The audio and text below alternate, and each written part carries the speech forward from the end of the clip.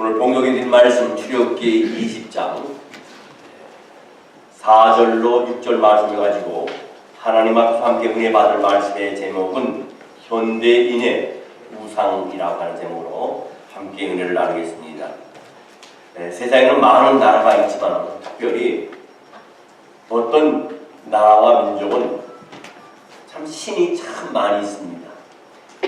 대표적으로 그 많은 신 가운데 가장 많은 신을 그들 나름대로 모시고 사는 민족이 일본 민족이라 이렇게 할 수 있고, 그다음 동남아에 있는 태국과 그 외에 동남아 아시아에 있는 국가들이 많은 신을 나름대로 섬기고 있습니다. 하나님께서는 제1계명으로 나 외에는 다른 신을 너에게 두지 말라고 말씀하셨습니다. 이것은 인간이 경배할 대상이 누구인가를 하나님께서 분명히 정의를 내려주신 말씀입니다. 그리고 우상을 섬기지 말라는 제2계명은 하나님께 예배하는 방법을 가르쳐 주고 계십니다. 첫 계명은 모든 거짓 잡신들을 금하고 있으며, 둘째 계명은 모든 거짓 예배를 금하고 있습니다. 이것은 바로 첫째 계명과 둘째 계명의 차이점입니다. 우리가 하나님을 믿고요, 예배할 때 잘못하게 되면 내가 하나님을 만들어 놓고 섬기는 잘못을 범할 수가 있습니다. 그러므로 하나님을 섬기되 하나님의 뜻에 맞도록 예배하고 섬기는 것은 우리들이 신앙생활에 있어서 아주 중요한 부분을 차지합니다. 오늘 우리가 읽은 말씀 출애굽기 20장 4절로 5절 말씀에 우리가 보게 되면 너를 위하여 새긴 우상을 만들지 말고 또 위로 하늘에 있는 것이나 아래로 땅이 있는 것이나 땅 아래 물속에 있는 것에 어떤 형상도 만들지 말며 그것들에게 절하지 말며 그것들을 섬기지 말라. 나 내 하나님 여호와는 질투하는 하나님이요 나를 미워하는 자의 죄를 갚되 아버지로부터 아들에게로 3, 4대까지 이르게 하거니와 하십니다. 하나님은 우리가 하나님을 믿는 사람으로서 하나님의 어떤 형상이나 초상화나 모형이나 화상을 만드는 것을 철저히 금지하고 있습니다. 그래서 하나님을 형상으로 만들어 표현하는 것은 하나님께 대한 우리의 개념을 흐리게 할 수 있다는 것을 우리가 분명히 명심해야 될 줄 압니다. 왜냐하면 하나님은 인간이 하나님이라고 만들어 놓은 어떤 형상보다도 훨씬 지고하고 훨씬 위대하시기 때문인 줄 압니다. 여러분, 하나님은 무소부재하신 하나님입니다. 무소부재하신 하나님은 무슨 하나님입니까? 안에 계신 것이 없으신 하나님입니다. 미국에 계신 하나님은 한국에도 계시고 동남아, 아프리카, 중동 어느 지역에도 다 계십니다. 라운드락 교회에 계신 하나님은 이 우주 만물의 어느 교회에도 다 계시는 분이 바로 우리 하나님이시라는 겁니다. 하나님은 영이기 때문에 우리의 눈을 볼 수 없습니다. 영이신 하나님을 갖다가 우리가 어떤 형상이나 그림을 그려서 표현할 수는 없습니다.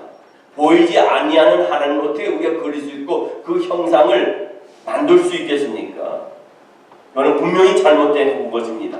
성경 시편 115편 4절로 9절 말씀에 보게 되면 그들의 우상들은 은과 금이요 사람이 손으로 만든 것이라. 입이 있어도 말하지 못하며 눈이 있어도 보지 못하며 귀가 있어도 듣지 못하며 코가 있어도 맞지 못하며 손이 있어도 만지지 못하며 발이 있어도 걷지 못하며 목구멍이 있어도 작은 소리조차 내지 못하느니라. 우상들을 만드는 자들과 그것을 의지하는 자들이 다 그와 같으리로다. 이스라엘아 여호와를 의지하라. 그는 너의 도움이시요 너의 방패시리로다. 세상에 많은 우상들 형상을 만들어 놓고 섬기는데 그들이 그 우상들이 말을 합니까? 눈을 껌뻑껌뻑거립니까? 듣기를 합니까? 말로 하지 못합니다. 손을 움직이지도 못합니다. 발을 움직이지도 못합니다. 심장이 뛰지 않습니다. 근데 그 우상 덩어리에 왜 절을 하고 복을 빕니까? 하나님의 것을 금한 것이라는 것이. 그런데 여러분, 하나님께서 우리에게 제2계명에서 분명히 금하신 것이 있습니다. 어떤 것의 모양을 만들어서 그 앞에 절하지 말라는 겁니다. 어떤 형상을 만들어서 예배의 대상으로 만들지 말라는 겁니다. 이것은 우리가 기도할 때 고개를 숙이지 말라는 뜻이 아니에요. 내가 기도할 때 고개를 숙이는 것은 교회에서든 아니면 집에서든 어떤 형상 앞에 절하는 것이 아니잖아요. 살아계신 하나님 앞에 기도하는 겁니다. 우리가 나무로 된 십자가나 마리아상이나 예수의 산천한 어떤 옆구리나 성자나 천사의 형상을 향해 경배하는 것이 아니라는 겁니다. 하나님을 믿는 거예요. 어떤 분, 그러면 목사님 이렇게 물을 수 있습니다. 왜 교회 뒤에 목사님 강대생님이 십자가가 있습니까? 우리가 십자가를 보고 절을 하고 손을 합장을 하진 않지 않아요? 십자가는 뭡니까? 구원의 상징입니다. 예수님이 이 십자가에 돌아가셨기 때문에 이 십자가 안에서 우리가 구원함을 받지 않았기 때문에 그 십자가의 사랑과 그 십자가의 희생과 그 십자가의 죽음이 저와 여러분을 살렸고 영생의 복을 주었고 부활의 영광을 안겨주셨기 때문에 우리는 십자가를 섬기는 것이 아니라 십자가를 보면서 예수 그리스도를 우리가 생각하면서 그 고난을 생각하면서 그 은혜와 그 사랑을 잊지 않는 것이 그래서 그 믿음이 우리가 지속해 나가는 그 상징이기 때문에 우리가 십자가를 걸어놓는 거예요. 여러분, 하나님 말씀은 성경에 보면 둘째 계명은 분명히 어떤 형상 앞에서인지 절하는 것을 철저하게 금지하고 있습니다. 우리가 사는 캐톨릭이 있습니다. 캐톨릭은 예수님의 초상을 만들어 놓고 마리아상을 만들어 놓고 그리고 나무 십자가를 만들어 놓고 거기다 손을 합장을 하고 절을 합니다. 그것은 카톨릭이 하나님이 분명히 그만 십계명 둘째 계명을 어기는 겁니다. 근데 혹시 이 자리에 캐톨릭 다니시다가 개종하셔서 우리 개신교 오신 분이 계세요? 저는 한 번은 한국의 명동 성당 한번 가보게 됐습니다. 제가 학창 시절에는 항상 데모가 와서 끊임없이 일어났습니다. 그리고 그 데모하는 가운데 경찰이 다가오면은 얼른 그 성당 안으로 들어가 버립니다. 그러면 교회 안에 들어갈 수 없기 때문에 속수무책이에요. 한번 도대체 어떻게 생겼나 구경을 하고 싶어서 갔는데 성당, 명동 성당 앞에 들어간 입구에 크게 저 키보다 더 큰 마리아상을 거기다 넣고 거기서 많은 신자들이 무릎 꿇고 많이 기도를 했습니다. 그리고 그 캐톨릭 신자들 가정에 가게 되면요, 한 방 구석에다가 책상 하나 놓고 거기다 마리아상, 예수님상, 십자가를 놓고 거기서 막 기도를 해요. 그들이 기도 제목이 예수님의 이름으로 기도도 하지만 마리아의 이름으로 기도해요. 여러분, 예수는 조물주입니까? 피조물입니까? 조물주입니다. 피조물이 아닙니다. 마리아는 조물주입니까? 피조물입니까?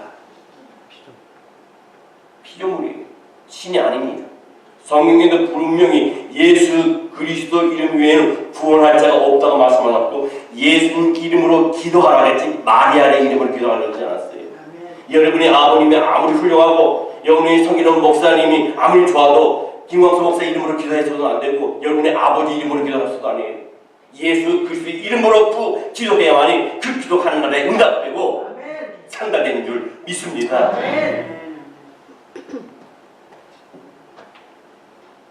그런데 이 계명을 금지하지 않는 것이 있습니다.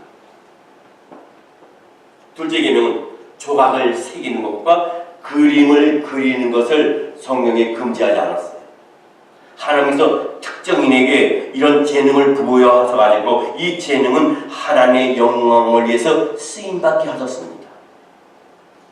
만드는 건 괜찮지만 섬기는 건 하나님 그만하셨어요. 이스라엘 백성들이 광야에서 하나님을 원망했습니다. 그 결과 어떤 일이 벌어졌습니까? 하나님께서 불뱀을 그들에게 보내가지고 그 불뱀들이 이스라엘 백성들을 물었어요. 그냥 이스라엘 백성들이 물려서 독이 퍼짐으로 죽게 되었습니다. 그때 하나님께서 모세를 향해 그 이스라엘 백성을 구원하시기 위해서 노뱀을 만들어서 장대에 높이 쳐들라고 했어요. 그리고 모세가 뭐랍니까? 이 노뱀을 보는 자에게는 죽을 그 병이 나을 것이고 살아날 것이고 보지 않을 경우에는 죽으리라 했습니다.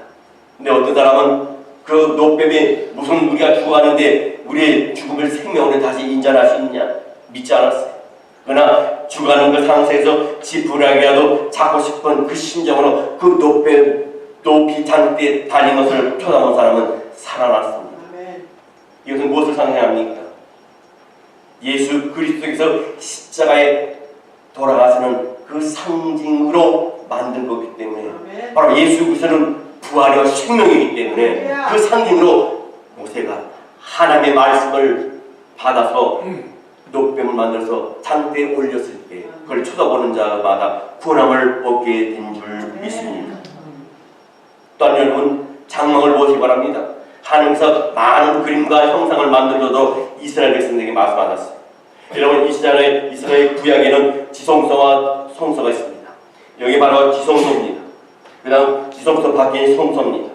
지성소 안에는 대제사장만이 들어옵니다. 구별됐습니다. 지성소와 성소를 구별하는 그 막인데 그 막을 아주 화려하게 만들었어요.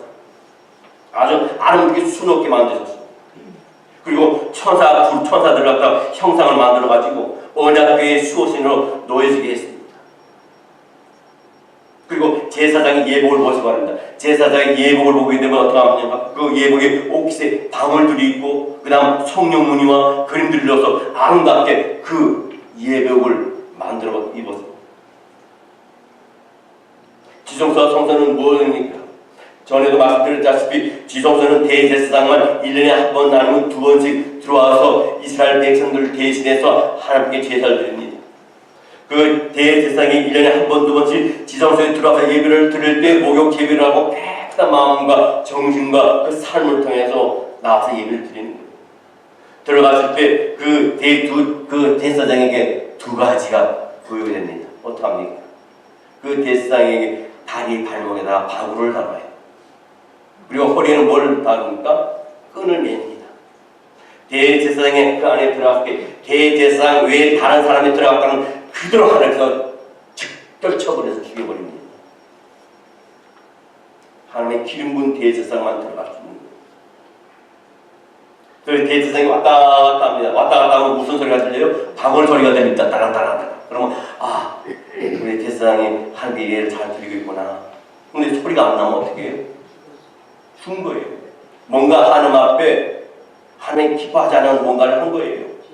그러면 대제사장이라 하더라도 안에 들어왔을 때 하나님 기뻐하지 않는 대제사장은 하나님 죽여버렸어요. 근데 그 시체를 가지고 들어갈 수 없어요. 왜? 들어갔다가는 죽기 때문에. 그럼 어떡합니까? 밖에서 그 몸에 끈을 묶어놨는데 끈으로 그를 잡아 당겨가지고 그 시체를 메웁니다. 여러분 솔로몬 성전을 보시기 바랍니다. 성전 안에 있는 정교한 작품들을 잘 주시해 주고 있어요. 성경에는 활짝 핀 꽃송이들, 성령무늬, 종려나무, 수소, 또 사자들 그리고 천사들 형상들로부터 화롭게 아주 정교하게 그 예루살렘 성전을 아주 아름답게 꾸며놨습니다. 그리고 성전이 완성되었을 때 하나님께서 무슨 말씀하십니까? 열왕기상 9장 3절 말씀에 보면 여호와께서 그에게 이르되 내 기도와 내가 내 앞에서 강구한 바를 내가 들었음즉 나는 내 이름을 영원히 그곳에 두며 내 눈길과 내 마음에 항상 거기에 있으리라 하십니다. 우리가 여기서 알 수 있는 것은 하나님께서 아름다운 형상들로 장식된 성전을 인정하고 계시다는 말씀이에요. 그리고 우리는 이 둘째 계명의 형상을 만드는 것이나 그리는 것이 전부는 금하지 않았음을 알고 있습니다. 여러분 우리는 가정에는 예수님의 사진도 걸어놓기도 하고 또 가정에 십자가를 걸어놓기도 합니다. 또 어떤 분은 십자가 금목걸이를 하고 다닙니다. 거기에 마귀를 쫓아내는 능력은 없습니다. 그러나 그렇게 하면 마음의 평안이 오고 그걸 타고 다니면서 예수님을 생각하고 집에 그걸 걸어놓으면서 예수님을 생각한다면 그건 괜찮은 거죠. 그 앞에 절을 하거나 손을 합장을 하고는 안 된다는 겁니다. 성경 이사야서 선지자는 이사야 46장 6절과 7절 말씀에 이런 말씀이 있습니다. 사람들이 주머니에 금을 쏟아내며 은을 저울에 달아 도금장에게 주고 그것으로 신을 만들게 하고 그것에게 엎드려 경배하고 그것을 들어 어깨에 메어다가 그의 처소에 두면 그것이 서 있고 거기에서 능히 움직이지 못하며 그에게 부르짖어도 능히 응답지 못하며 고난에서 구하여 내지도 못하니라 하셨습니다. 이와 같이 살아계신 하나님의 자기의 생명 없는 존재가 들어올 수 없다는 겁니다. 이 세상에 어떤 것도 하나님을 대신해서 성령을 받거나 하나님을 경배, 하나님 대신에 경배받을 것이 없어요. 그러면 이제 우상 숭배자가 되지 않고 믿음을 지키기 위해서 죽음을 두려워하지 않는 인물이 나옵니다. 누굽니까? 그 믿음의 선지 중에서 우리는 다니엘을 말씀드릴 수 있습니다. 다니엘은 우리도 알다시피 믿음의 사람입니다. 믿음의 사사입니다. 바벨론 느부갓네살 왕이 60큐빗 되는 높은 한국 치수로 말하면 27m 정도 됩니다.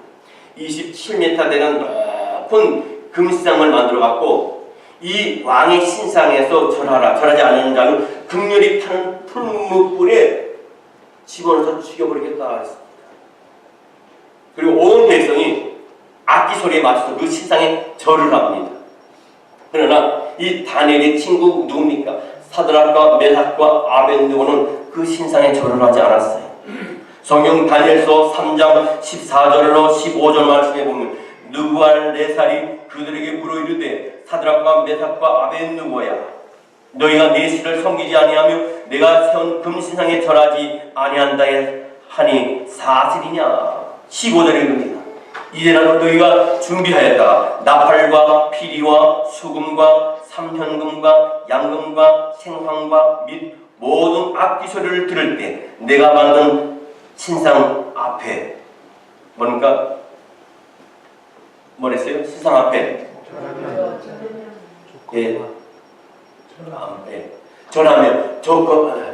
절하면 조거리와 너희가 만일 절하지 아니하면 즉시 너희를 맹렬히 타는 풍물불 가운데서 던져 넣을 것이니 능히 너희를 내 손에서 건져내시니 누구에게느냐 하니 했습니다.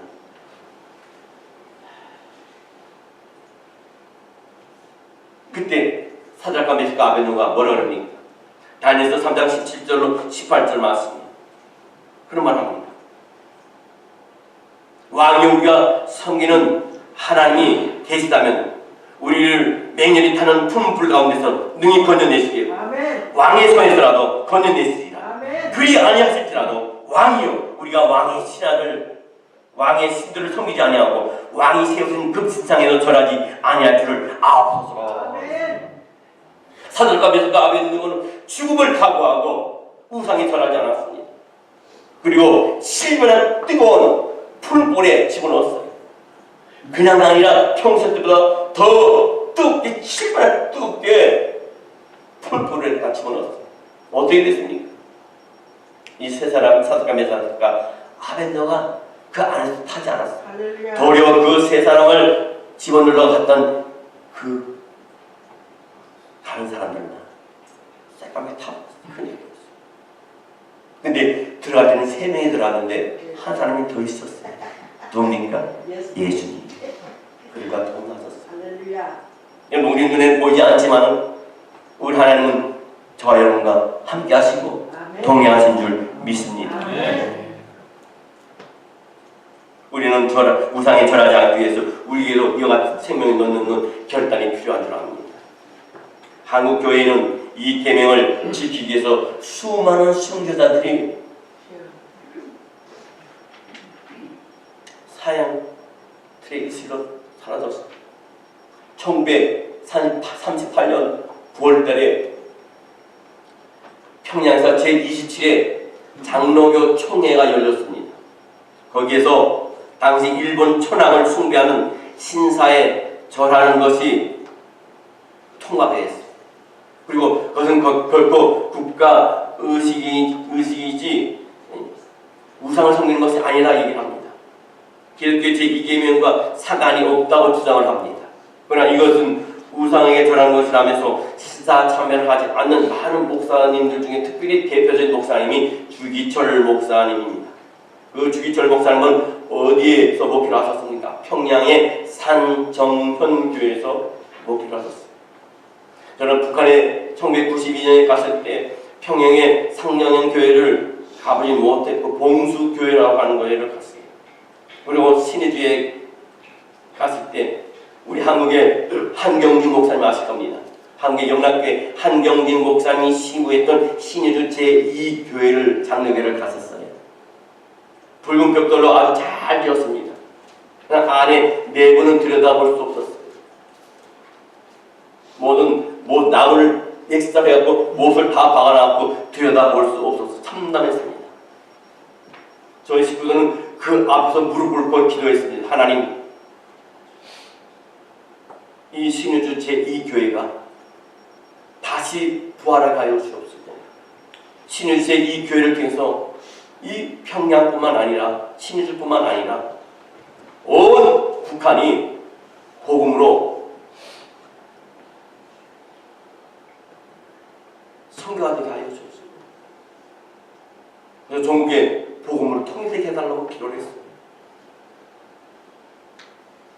근데 이 주기철 목사님이 신사참배를 하지 않는 관계로 감옥에 들어갔습니다.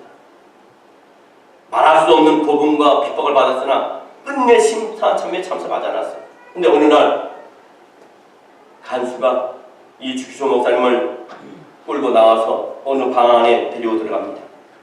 방문을 여니까 그 앞에 큰 상이 있는데 얼마나 진미한 음식들이 거기에 차져 있는지 보기만 해도 막 보고 싶어요. 며칠 동안 굶겨놨습니다. 그걸 보고 그 밑에 물을 그렇게 뿌렸습니다. 밥상 앞에. 그러나 이렇게 거기를 잠깐 들은데 그 앞에 신사 모형이 그려져 있는 거예요. 배는 너무 고팠지만 먹을 수 없었습니다. 이걸 먹는 순간에 고기를 숙이는 순간에 신사참배가 우상숭배하는 건데 그 신사에 절을 하게 되면 우상숭배하는 거기 때문에 먹을 수가 없었어요. 한 번은 경찰서 마당에 신사참배를 하다가 붙들려 온 모든 교회 상전인 교회 성도를 모아놨습니다. 그리고 주기철 목사님을 끌고 왔습니다. 그리고 그 앞에 몰라놓은 널판지를 하나 놨습니다. 그 널판지는 어떻게 생겼냐? 그 널판지 밑에 폭이 넓고 긴 그 널판지 밑에서 못을 박아갖고 수 없는 못들이 쫙 박혀져 있는 거예요. 판자 위로 올라와 있습니다. 그리고 얘기합니다. 일본 형사가 말합니다. 상전교회 성도들에게 당신들이 이 신사에 절을 하게 되면 주기철 목사가 살아날 것이고 당신들도 살아날 것이다. 그렇지 않을 때는 주기철 목사는 여기서 죽음을 당할 것이다. 그리고 이 길을 걸어갈 것이다. 널빤지. 주기철 목사님 말씀합니다. 성도 여러분, 나 주 목사를 생각하지 마시기 바랍니다. 오직 주님의 십자가만 바라보시기 바랍니다. 오직 주님의 계명을 굳게 지키시길 바랍니다. 그래서 자진해서 그 모판 위를 걸어갑니다. 발 한 발 디디디 순간에 그 못이 발등을 뚫고 튀어나옵니다. 또 한 발로 또 한 발 갑니다. 피가 낭자합니다. 입이 피가 절깁니다. 그 못을 박은 판잣대기 위에는 피가 흘러있어요. 그때 성도들이 소리를 높여면서 눈물을 흘리면서 찬송을 부릅니다. 울음을 터뜨리면서 하늘 가는 밝은 길이 내 앞에 있습니다. 슬픈 귀는 많이 보고 늘 고생하였다. 하늘 영광 밝음이 어두운 분을 해치니 이에서 공로 의지하여 항상 바라봅니다. 저 높은 곳을 향하여 날마다 나아갑니다. 찬송을 부를 때, 성도의 눈물을 흘릴 때 목사님은 한 발자국, 한 발자국, 한 발자국, 한 발자국.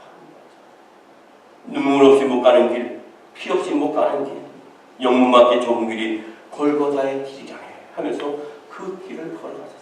마지막 종착지에 다다랐을 때 이 주목사님은 실신에서 쓰러졌습니다. 그러나 안타깝게도 1945년 8월 10일 해방 며칠을 앞두고 일본 총독부에서 주사를 놔서 주기철 목사님이 순교를 하셨습니다. 출애굽기 32장에 보면 이스라엘 백성이 애굽에서 나온 세 번째 날에 시내산에 도착했습니다. 모세는 하나님의 지시를 받아가고 시내산에 올라갔습니다. 모세가 산에 올라가서 거룩한 하나님의 교자가 시작되는 그 기간에 이 이스라엘 백성들은 산에서 모세가 늦게 내려오니까 아론에게 부탁을 합니다. 출애굽기 32장 1절 말씀에 보면 백성이 모세가 산에서 내려오며 더딤을 보고 모여 백성이 아론에게 이르러 말하되 일어나라 우리를 위하여 우리를 인도할 신을 만들라. 이 모세 곧 우리를 애굽 땅에서 인도하여 낸 사람은 어찌 되었는지 알지 못함이니라. 여기서 보면 애굽 땅에서 우리를 인도하여 낸 이 모세라고 합니다. 여기서 말씀드린 것은 바로 하나님의 모실 때 이 하나님을 믿지 않았어요. 이스라엘에서 모세를 믿었습니다. 그러니까 모세가 늦게 오니까 결국은 모세도 배반하고 하나님도 배반하면서 그런 우상을 만들었어요. 성경 출애굽기 32장 2절 말씀에 보면 그러자 어떻게 됩니까? 아론이 그들에게 이르되 너희 아내와 자녀의 귀에서 금고리를 빼어 내게로 가져오라. 그래서 아론이 그들의 손에서 그 고리를 다 갖다가 그 우상을 만들어줍니다. 출애굽기 32장 말씀에 보면요, 32장 4절 말씀에 보면 아론이 그들의 손에서 금고리를 받아 부어서 저와 칼로 새겨 송아지 형상을 만드니 그들이 말하되 이스라엘아 이는 너희를 애굽 땅에서 인도하여 낸 너희의 신이로다 하는지라 하면서 먹고 마시며 뛰어놀았다. 하나님께서 모세에게 이 사실을 알려주셨습니다. 모세는 시내산에 올라가서 40일 금식하면서 그 십계명을 다시 받기 위해서 하나님과 같이 깊은 교감을 갖고 있는데 그 상황을 하나님께서 보시고 모세에게 알려주셨어요. 모세는 그 안에 밑에서 무슨 일이 벌어지는지 몰랐습니다. 여기서 우리가 아시는 건 뭡니까? 하나님은 보지 아니하시는 것이 없다는 겁니다. 모르시는 것이 없다는 것입니다. 우리가 입을 속에서 하는 얘기까지도 우리의 생각까지도 우리의 마음에 보는 것까지 하나님께서 관찰하시고 뚫어서서 다 알고 계시다는 것이죠. 보고 계시다는 겁니다. 성경 출애굽기 32장 7절로 9절 말씀을 보겠습니다. 여러분 여호와께서 모세에게 이르시되 너는 내려가라. 내가 애굽 땅에서 인도하여 낸 내 백성이 부패하였도다. 그들이 내가 그들에게 명령한 길을 속히 떠나 자기를 위하여 송아지를 부어 만들고 그것을 예배하며 그것에게 제물을 드리며 말하기를 이스라엘아 이는 너희를 애굽 땅에서 인도하여 낸 너희 신이라 하였도다. 여호와께서 또 모세에게 이르시되 내가 이 백성을 보니 목이 뻣뻣한 백성이로다.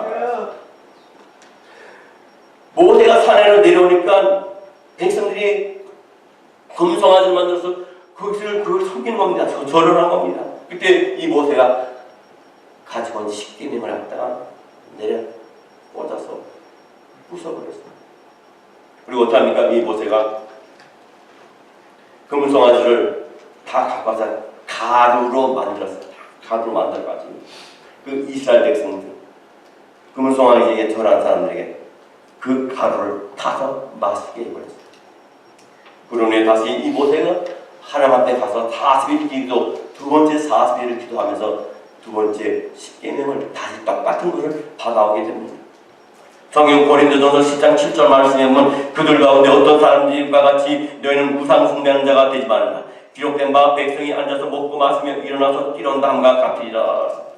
또한 고린도전서 10장 14절 말씀에 그런즉 내 사랑하는 자들아 우상 숭배하는 일을 피하라고 말합니다.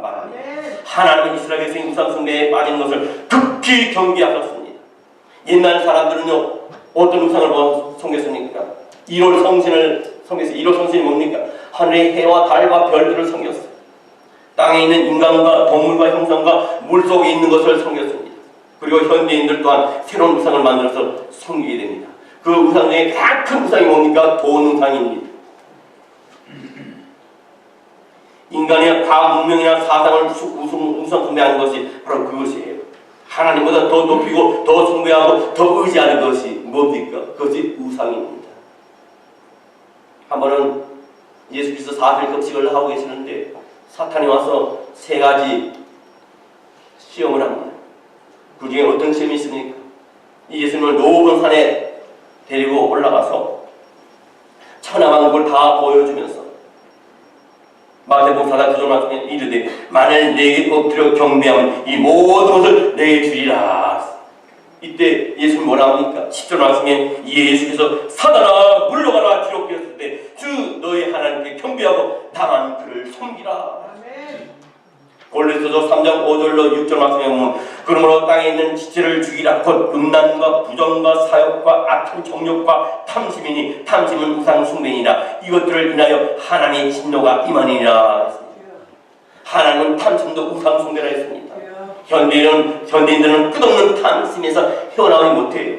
돈을 벌고 물질을 소유하고 그것을 모으고 쌓아둔 것을 하나님보다 더 중히 여기기 때문에 하나님의 말씀을 순종하지 않습니다.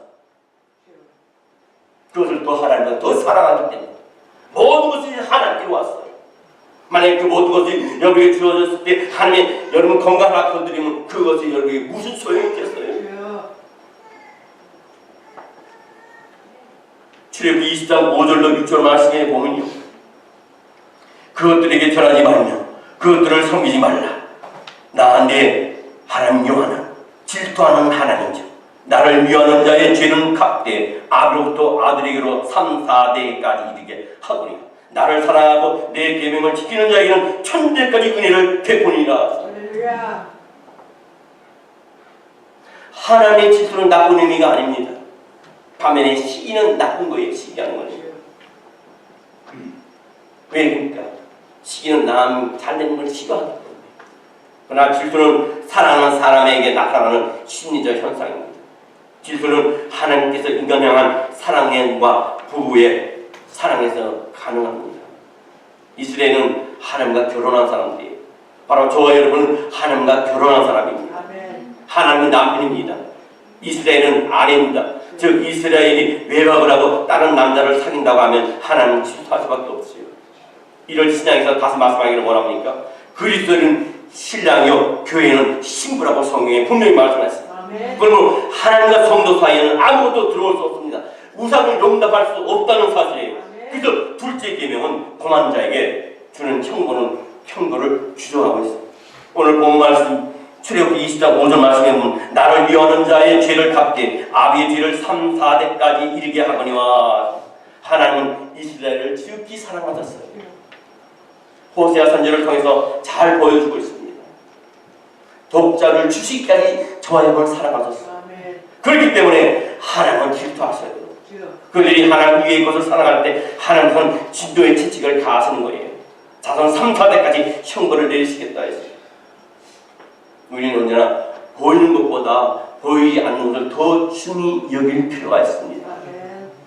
이것이 우상을 극복하는 신앙적 자세예요. 왜 하나님 에서가 아니라 야곱을 선택하셨습니까? 왜 에서가 아니라 야곱을 선택하셨을까요? 에서는 붉은 팥죽을 볼 수 있었으나 장자의 명분, 장자가 받을 복을 볼 수 없었습니다. 에서는 그 장자가 받을 복을 등한시 여겼습니다. 사냥을 하고 돌아오는 배가 고프니까 동생 야곱이 팥죽을 끓이고 있습니다. 너무 배고프니까 나 지금 너무 배고프니 그 팥죽 한 그릇 달라 그랬어. 그런데 이 야곱이 머리가 아주 비상하거든요. 근데 이 형에게 팥죽을 줄 테니까 형의 그 장자의 명분을 나에게 달라 바꾸자 그랬어. 그러니까 이 배서가 그래 나 지금 배고픈데 그 장자가 무슨 필요가 있어? 그래 줘버렸어. 이 예서는 배고픈 현실을 보았지만은 다가올 장자의 복, 족장의 복을 보지 못했어.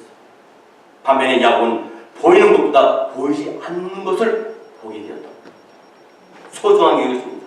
현실보다는 미래를 소중하게 여겼습니다. 야곱은. 그렇게 하나님은 에서를 택한 것이 아니라 야곱을 택하셨어요. 그리고 복의 근원이 되게 하셨습니다. 현실에 급한 것 때문에 멀리 내다보는 하나님의 복을 바라보지 못하는 아둔한 우둔한 여러분이 되지 마시기 바랍니다. 우리 예수님께서 예루살렘에 입성하셨을 때 군주들이 옷을 벗어서 환영하면서 우리의 왕이 되달라고 했습니다.